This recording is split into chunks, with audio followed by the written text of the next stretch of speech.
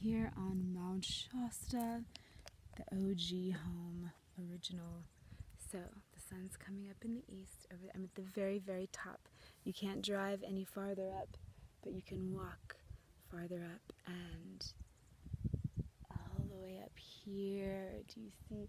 So there's this peak, and then there's a snow-capped mountain peak there, but since there are so many fires going on, there's down the mountain.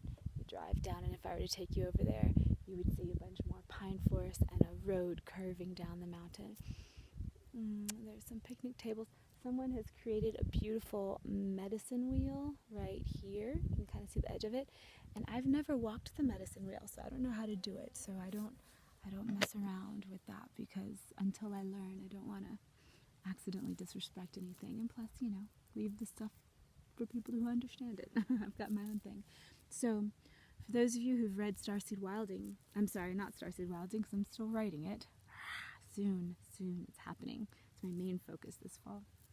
For those of you who read Journal of a Starseed, an Instruction of a Starseed, you'll know that Mount Shasta is where I remember first coming when I came to this planet, not as a human.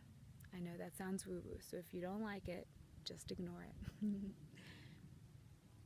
But it's interesting because even though I'm over 7,000 feet up right now in elevation, I feel more grounded than ever.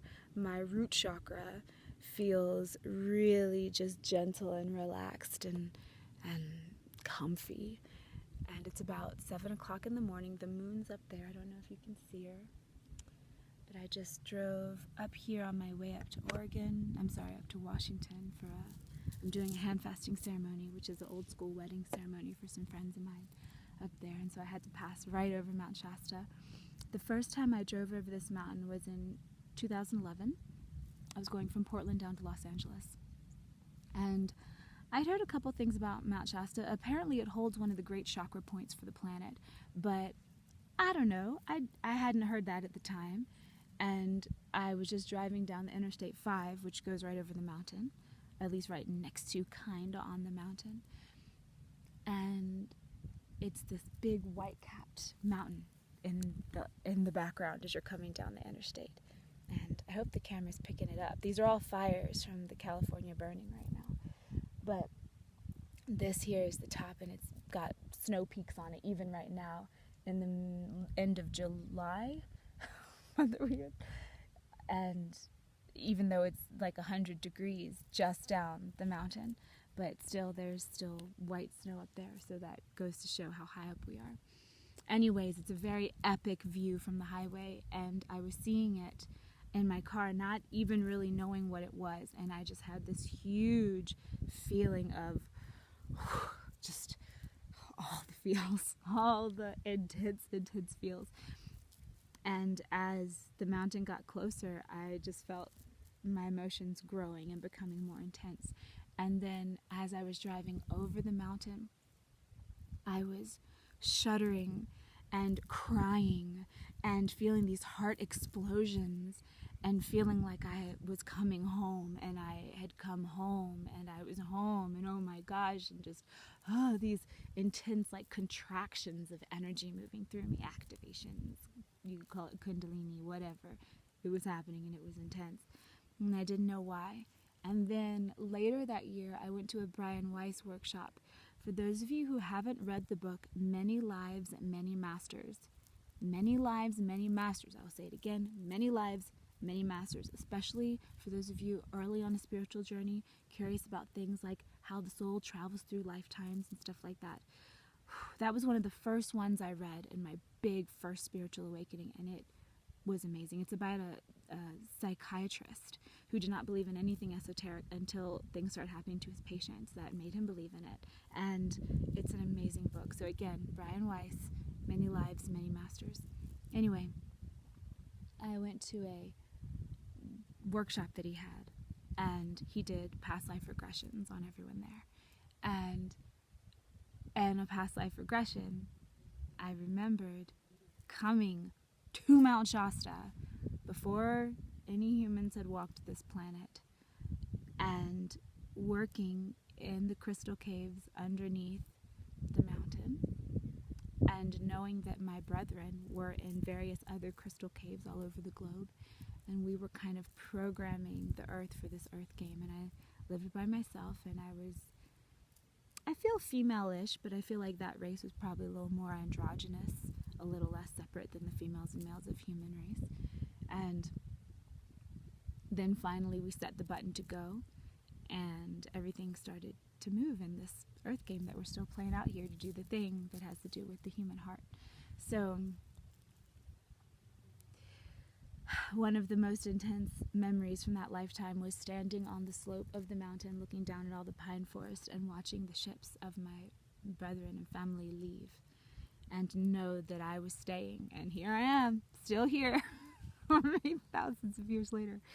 But knowing that I would still be able to connect with them here, but knowing that I would never see them in the flesh again, at least in that lifetime, feeling that bittersweet feeling. And yesterday I drove all the way up the mountain, and those of you who want to see more about the trip, go to my Instagram, and I always will post more there. It's Karis Molina. And feeling some epic feels last night too, so I just found a spot to park, because especially since I travel with Lily, who's in the car right now, she has done her little exploration, now she's back there. A lot of times I'll just make a little bed in the passenger seat if I just want to sleep in the car. So I'll lay the seat back, and I've got my little fur blankets and pillows and stuff that I'll make a little cocoon out of and sleep that way. And it's easier than unpacking a tent and setting it up, especially Lily with her little claws. And her intents don't really jive that well. And so I did that, and then I can just hang out outside until it's time to go to sleep, and then I go to sleep. And so I was having all kinds of feels, and I was feeling the juxtaposition and combination and alchemy of that star person that I once was, who first came here to Earth to assist with this thing, who got called in to come here and came to assist, and then also the human that I now am, having gone through all these hundreds of lifetimes in different human form, the wisdom and the experience I've accumulated from the human, and also the knowledge and kind of universal wisdom I had from pre-human, whatever that star race was. Felt them merge together, felt them come together in a way that I've never felt before. This mountain, I just love it. I just wish I could live here. I just wish I could build myself a little stone and wood off-grid cottage right down there and live here again. And I also felt one of the great challenges that I'm going through in my life right now is this Project Solace, and trying to find the right place and trying to make it happen. And the whole thing about not having a proper home for so long. Being nomadic is lovely in some ways, but sometimes it really hurts. Sometimes you just want to ground in. And I remembered that if I had been there then with my crystal cave home, then that means that thing is still under there somewhere. I don't know where. I don't know how to find it. I don't even know that I would especially try. I don't even know how to start. And with multidimensionality, this stuff's more ephemeral, harder to put your physical finger on. But I reached down to wherever it was and grabbed it and kind of said, I want this back. It doesn't have to be under Mount Shasta, but I want it back in my world, and I feel like it's my right to ask for that. As a human, it's a right to have a home, to have those root chakra, bottom of Maslow's pyramid of hierarchy needs taken care of. So that was really lovely. And then I went to sleep. The sun set in this epic fluorescent red-orange ball, and I kept looking at it and going back to my whatever I was doing and then looking at it again. And I downloaded a whole new starseed activation class, which was incredible. I'll tell you guys about that soon. And then I slept and definitely felt things moving around, definitely felt energies coming, saw some shadowy figures move by my car a couple times and thought, okay, those are spirits, cool, hi guys. And then overnight, so I couldn't smell the smoke even though I could see the haze yesterday, and overnight all the smoke rolled in and I smelled all the smoke from the fires and thought to myself, I hope it's safe, I hope these fires don't come up and get me. But then I realized, well, I could always just drive up the mountain and come to these plains like where I am right now, where I don't think this would burn very much, so even if it came up, I think I'd probably be okay. And well, I mean, who knows, but here I am okay. So, and then this morning, after the sun went down, right behind me, then the moon rose right in front of me, red again. It was so glorious. And so I just would wake up and moon gaze until I'd pass out again, and then wake up and moon gaze again, and then go to sleep. And it was so lovely. And then I woke up today and came all the way up here to sun gaze. That's going to be part of the starseed activation class. By the way, sun gazing, so gorgeous.